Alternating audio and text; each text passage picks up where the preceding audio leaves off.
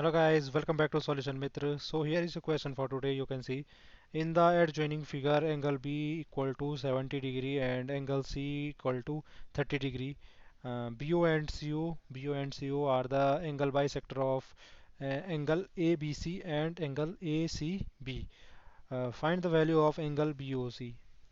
So angle BOC की value हमें निकालनी है। ठीक है जी, हमें ये एंगल BOC निकालना है, ये वाला इसकी वैल्यू निकालनी है। तो आप देख सकते हो हमारे पास ये ट्रायंगल ए बी सी दिया हुआ है। ये क्या है, हमारा बी ओ एक एंगल बाई सेक्टर है किसका, ए बी सी का। और हमारा सी ओ भी है, एंगल बाई सेक्टर है ए सी बी का। तो सबसे पहली बात भाई, हमारे पास बी 70 डिग्री दे रखा है। ये बी कितना है, 70 डिग्री है। अगर एक इसका एंगल बाई सेक्टर डिग्री दिया तो ये कितना बचेगा भाई, 70। ये यहाँ बचेगा 35, ये इधर बच जाएगा 35। ठीक है। और दूसरा है हमारे पास ये भी एंगल बाई सेक्टर है और हमें दे रखा है ए सी बी।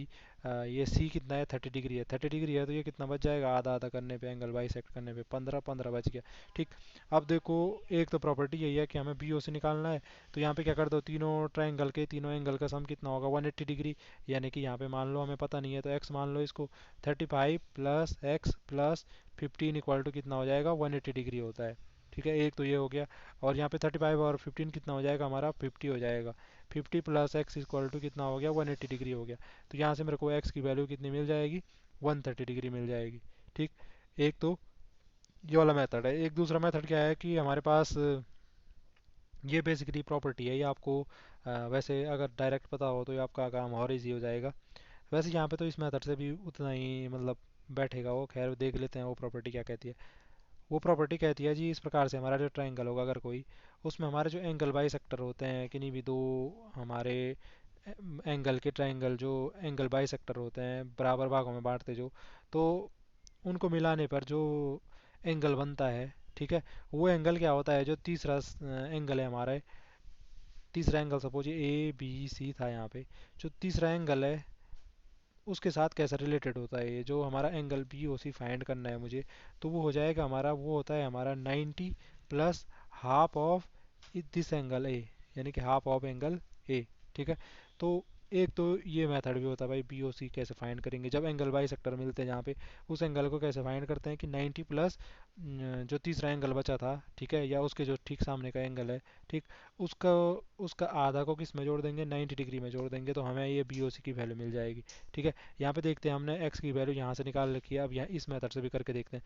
तो इस मेथड से करने के लिए हमें क्या क्या पता है भाई, b की वैल्यू है हमें 70 डिग्री दे रखी, c की वैल्यू है 30 डिग्री दे रखी, a की वैल्यू कैसे निकलेगी, यहाँ पे फिर से इसको पता नहीं है तो इसको मान ले y है। ठीक। और यहाँ पे क्या कर लेंगे, y की वैल्यू कैसे निकलेगी, y प्लस एंगल बी कितना है, 70 प्लस ये वाला एंगल कितना था, ये 30, इक्वल टू कितना होना चाहिए, फिर से इंटीरियर एंगल का सम 180 डिग्री। तो यहाँ पे कितना हो जाएगा y बराबर, ये 100 हो जाएगा, 100 माइनस किया तो 80 हो जाएगा। तो y की वैल्यू आ गई 80। ठीक है।